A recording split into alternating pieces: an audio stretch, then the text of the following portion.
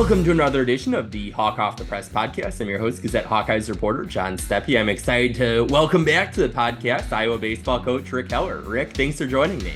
Yeah, thanks, John. Appreciate you having me on. So you go into the season with some pretty high expectations, seeing you in kind of national preseason rankings, and then kind of an up and down season since then.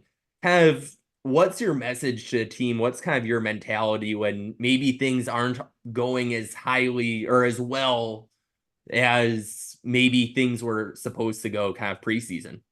Got it. Yeah, I mean, the message is always the same, at least in our program. It's just, you play the game.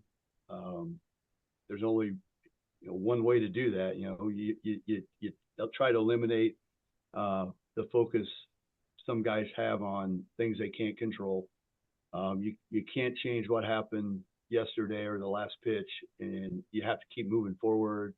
It's always about getting better and improving, and keep playing hard, and things will eventually turn around. The issue this year was one we haven't had to deal with since I've been at Iowa. It's happened a few times in my career, and it's a tough one to recover from. We played a really tough schedule, and it was kind of by design because we knew this team would have potential to have the pitching to handle it. Coming into the year, we knew our offense was going to be a different style offense. We lost Keaton Anthony and we lost Brendan DeRiggi in the middle of the lineup, but we felt like the top 9 guys in this lineup were going to be a really good blend of speed, power, average, on base percentage. Maybe not the one guy that was going to hit 15 homers, but 7 or 8 that could hit 5 to 10, or 5 to 8. And offensively, really for the first 34 games or so was fantastic. Like as good as we could have drawn it up, really. I mean, numbers were fantastic. All the guys were getting on base, and just as I said, it was a good mix of speed, power, stolen bases, and on base percentage was well over 400 as a team, batting average over 300 as a team. But the pitching, we got off to a slow start, and unfortunately, we blew some leads and I'm talking 4 runs, 5 runs, 6-run leads against really good teams, Auburn, Virginia, teams like that. And we came into the year without an experienced closer. Last year it was the same situation, and we had a little bit of ups and we had some ups and downs trying to determine who was going to be the guy that took the ball to get the last 3 outs. And Will Christopherson stepped up. We had some other guys step up. But it took a little bit, but it wasn't catastrophic.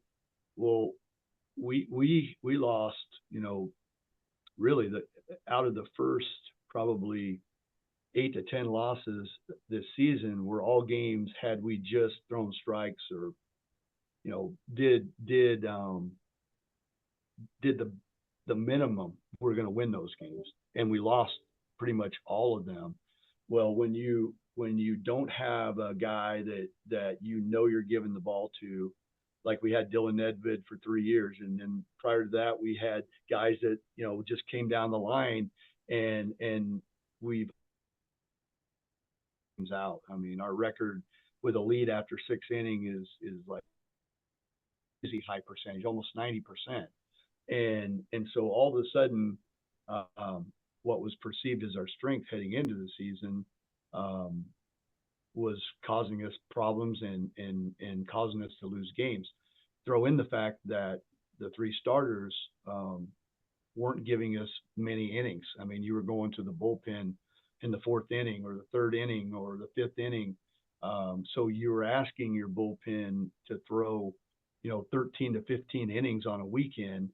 And that makes it difficult to win against anybody, let alone the teams we were playing. And so really that perfect storm, I felt led to a lot of it's kind of contagious. Like every guy that would go out and take the ball in those situations, it was just free base, double, home run, and the next thing you know, we've blown a big lead against a quality team that would have been big for the RPI and all the things that we'd hoped for. Well, the great thing is that there wasn't any finger pointing. Everybody just continued to work and do their job.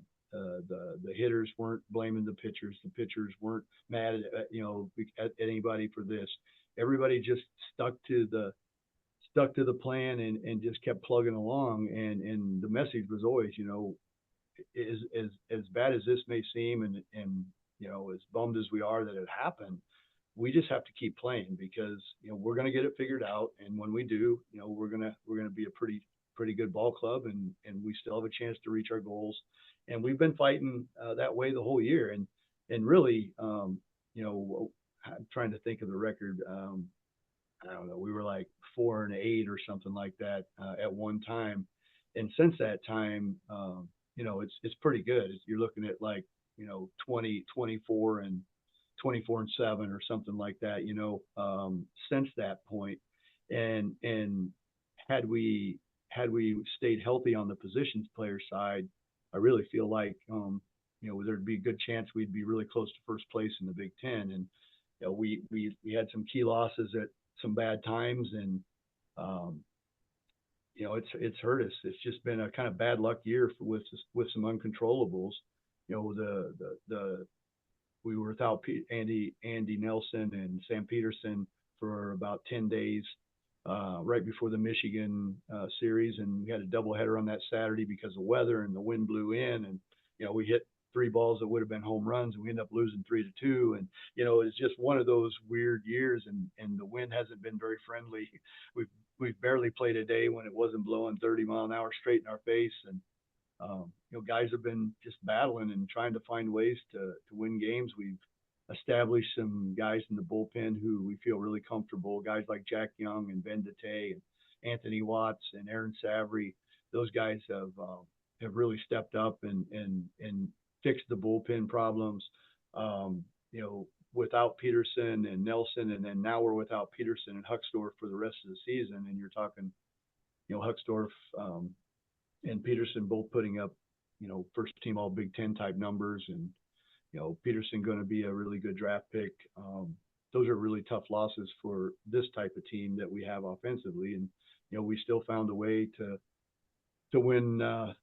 What we won 4 out of 5 as we sit right now, and Brody Brecht has really settled in and stepped up and has been fantastic in his last 3 starts.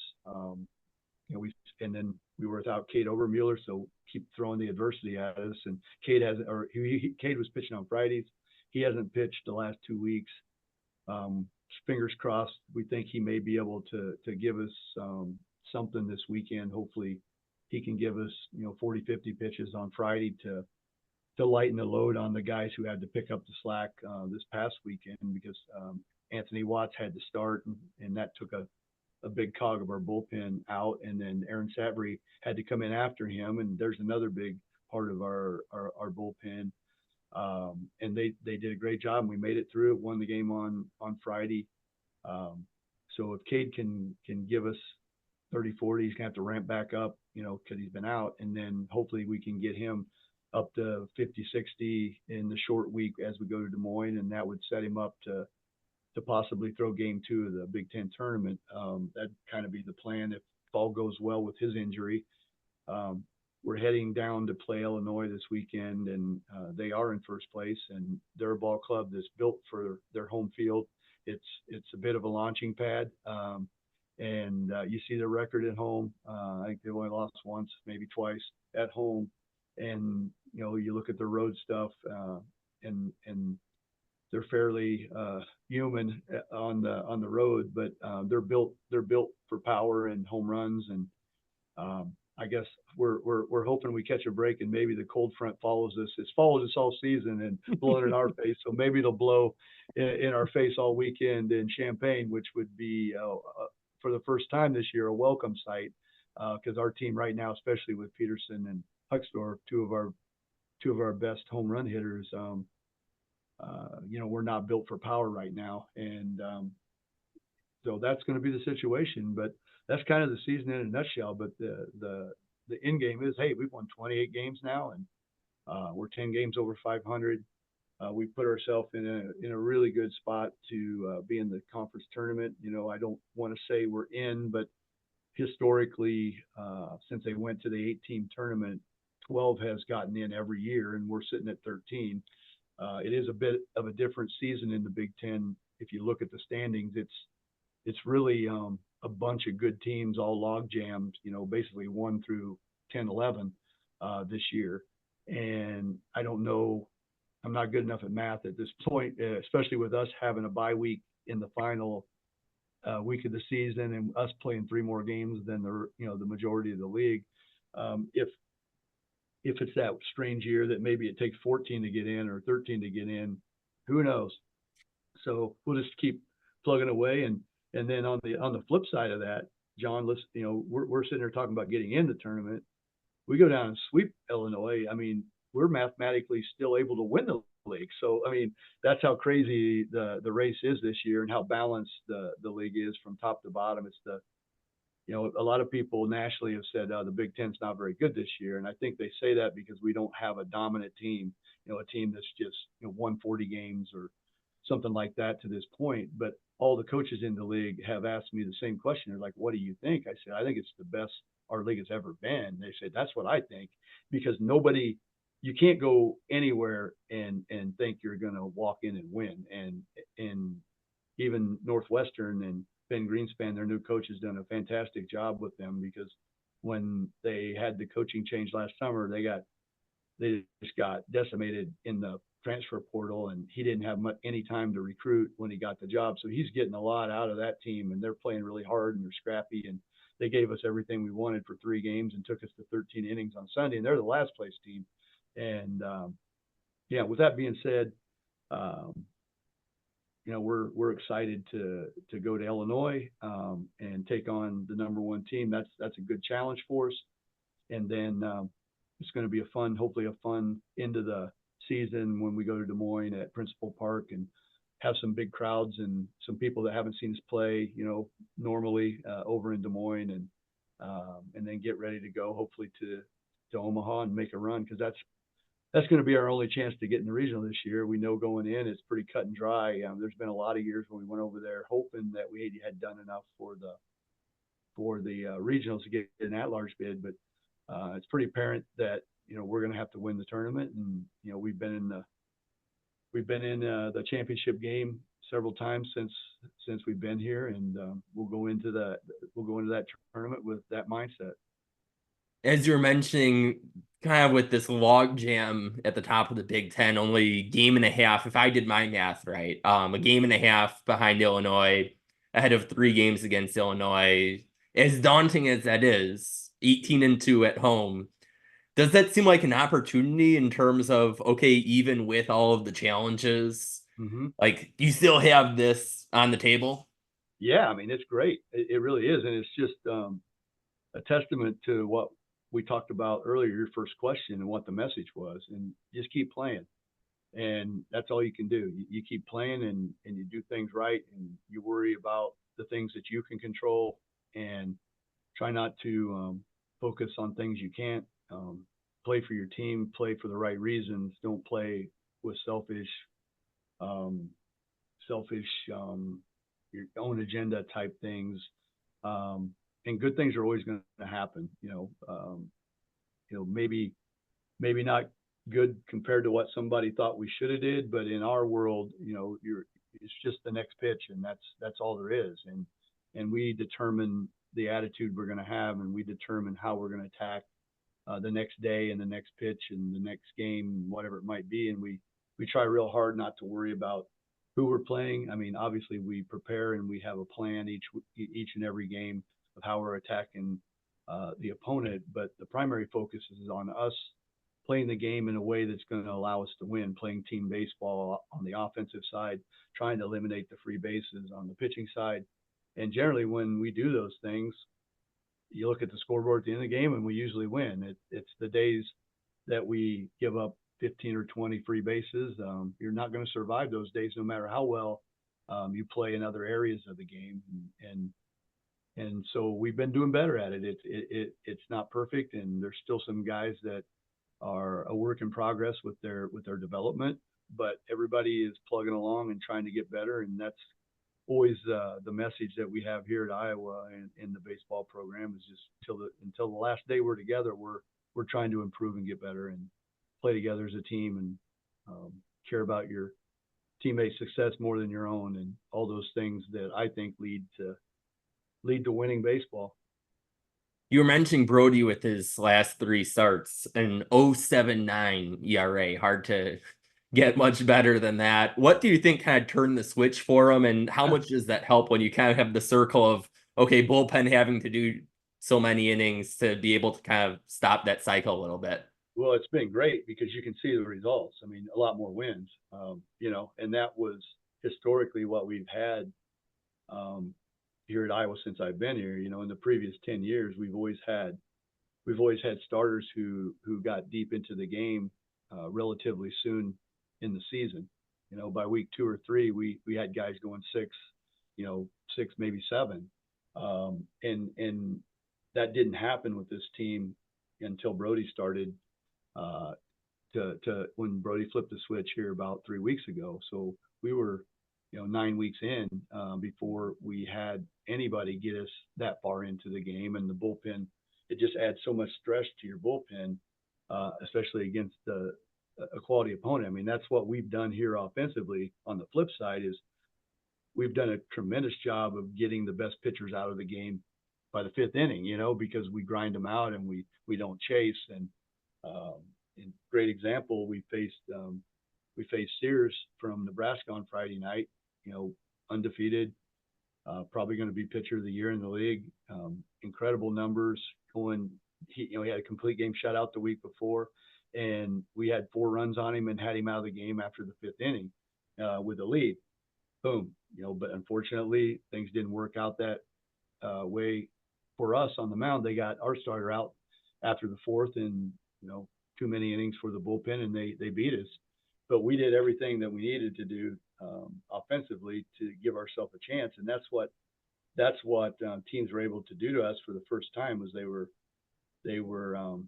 getting our starters out, all 3 starters out of the game, and we didn't have a Trenton Wallace that was was going to get you into the 7th, if not more, or Adam Mazer, or just keep going down our list. And like Ty Langenberg was that steady Eddie last year that would get us deep in the game. So, Brody had a minor, it's like an oblique tweak, that was causing him some discomfort. And if you've ever had one of those as a baseball player, they stink because everything you do is rotational, and that's when they pull or tug or hurt. And Brody pitched through it against Ohio State, and he toughed it out for us, and he didn't have a great start. And to be honest, I was worried to get him back to 100%. I thought he might have to miss a start, similar to Cade. Our trainer Jake Feldman, they did a great job. They just kept pounding the rehab, and really we were still asking the question, what do you think, Brody? Can you go? In the next game? And he's like, yeah, I feel better than I did last week. I think I'll be fine. And really, since that's happened, I just watching him pitch. It's the first time since he's been here that he just seems really in control of everything, like control of himself, his emotions. He's dealing with adversity, like umpire misses a pitch or whatever it might be. It's not affecting the next pitch. He just looks comfortable, is what I would say. And it's been really 3 weeks in a row where he has gone out there and worked ahead in the count, pounded the strike zone. He's been able to hit with all 3 of his pitches, which is big. And what a lot of times would get Brody in trouble and get his pitch count up is he'd turn into like a 1-pitch guy, and teams knew he couldn't hit with his fastball, say, and then they could just sit on his slider, or vice versa. And he was going deep counts, falling behind. But here lately, the last 3 weeks, he's been able to get ahead. He's been able to use all of his pitches. And when he can do that, then this is what you're going to see. Nobody's really going to do much with him. The only time you'll see people do damage on Brody is when he is struggling to locate and they can eliminate pitches. They just take pitches away, or they just take and set on the one that they know he's able to throw for a strike. And we haven't been in that situation with Brody for a while, and that's great to see, because when he is in a good place like he is now, I mean, he's pretty tough to beat. And then with kind of Brody's success, I'm sure you'd love to keep him there forever, but the MLB does seem to have some interest in him. How do you see kind of his skill set projecting over to the next level as we get a little closer to the MLB draft? Brody, Marcus Morgan, Kate Obermuller, all three of those guys, they received a lot of attention in the off season, and they were getting hyped up a lot by, the college baseball people, and the stuff that talks about draft rankings and what the pro guys think and what the scouts think, and all that stuff, is readily available to read all season long. But in reality, you're talking about three guys who have all improved. They've all gotten better each year, but they still have, a ways to go before they're what I would call like a polished, professional type pitcher. They're still working through things, and I think all three of those guys, when they get to pro ball, you're going to see down the road, 2 to 3 years, that all three of those guys are going to be really special. And Brody, especially, where he's at now, he's made a big jump here the last 3 weeks of the season that put him in a different place from even Marcus and Cade's development. I didn't know if we would see it in his career, quite frankly. I mean, you don't know.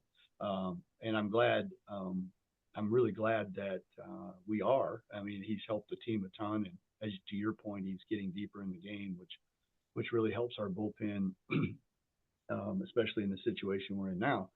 But I think, the sky's the limit for all three of those guys. And Brody, I think could be a big leaguer, fairly quick. His stuff is, off the charts, and that's the world we live in now. And that is, the stuff is important, but also pitchability is important, and throwing strikes. And sometimes that gets forgotten as we get caught up in guys that can throw 100 miles an hour and 92-mile-an-hour sliders, and 24-inch sweepers, or stuff that everybody's enamored with.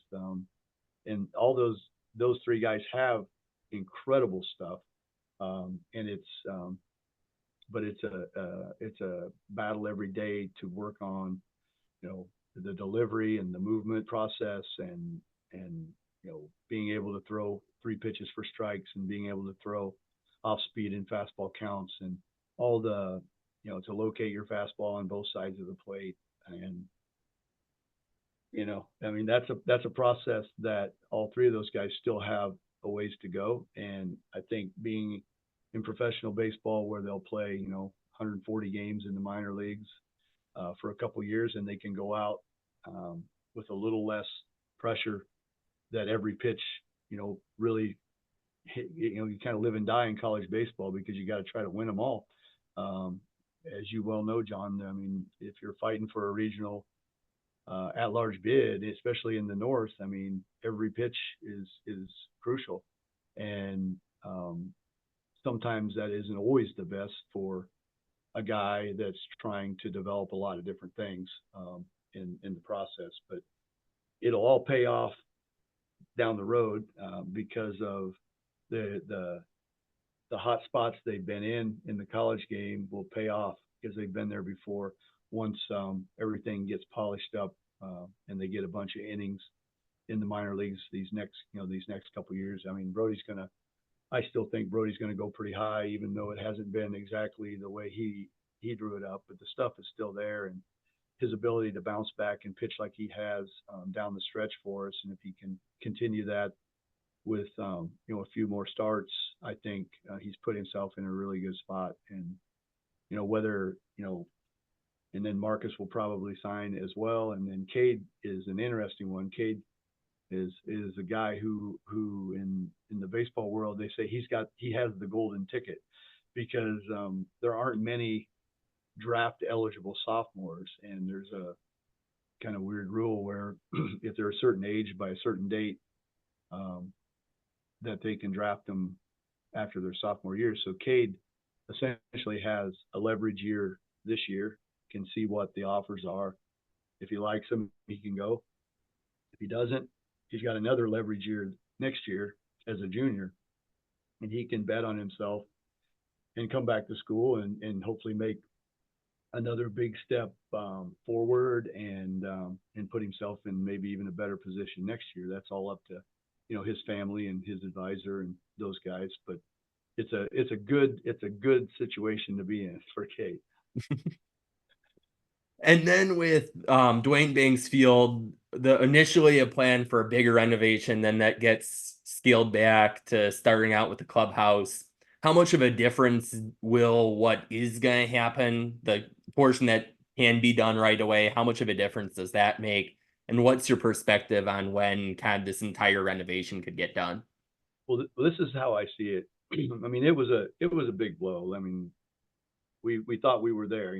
For me, it was 8 years of hard work and dedication and commitment to getting it done, and not just myself, but a lot of other guys in our department, in our foundation, that logged a lot of hours to get to that point, and then to have it kind of the rug pulled out from under you. It was a kick in the gut for sure.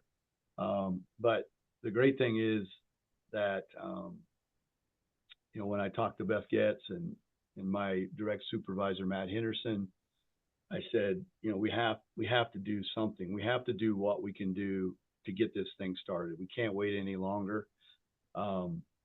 And the way the board process and the way the processes work at Iowa, I knew the bulk of it we couldn't get done quickly, because with the amount of money we lost, we still have a very significant amount of money to do renovations. But now we're going to have to do it in phases. So what you're seeing this summer are the things that we knew we could do quick and get it started, so that we weren't delayed a full year. We've been waiting to do the new turf for a little while, because we wanted to try to do the turf at the same time we were doing the stadium tear down, so that you weren't having traffic on the new turf.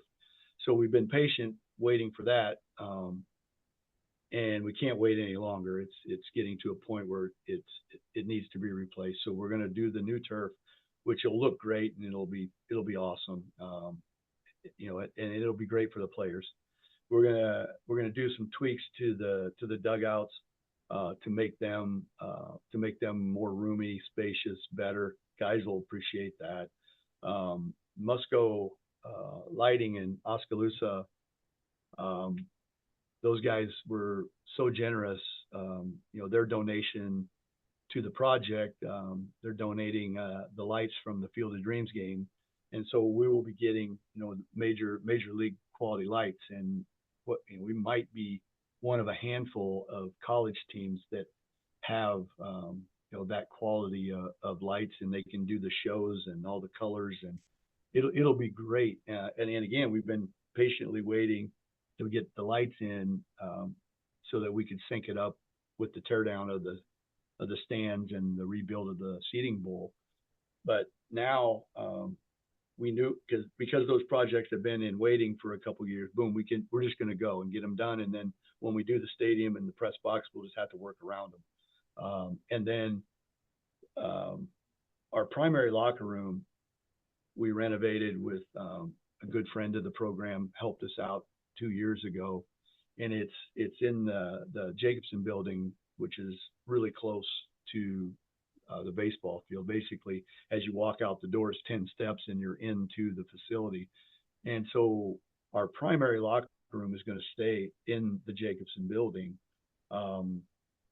What we need though at the ballpark, and I don't know if you knew this, John, but right behind, if you go in the tunnel behind the dugout, there is a small clubhouse that our guys use. They have lockers back there. There's not much space, and it's not real nice or anything, but it's okay. You know, I mean, it's been good for us. It's warm.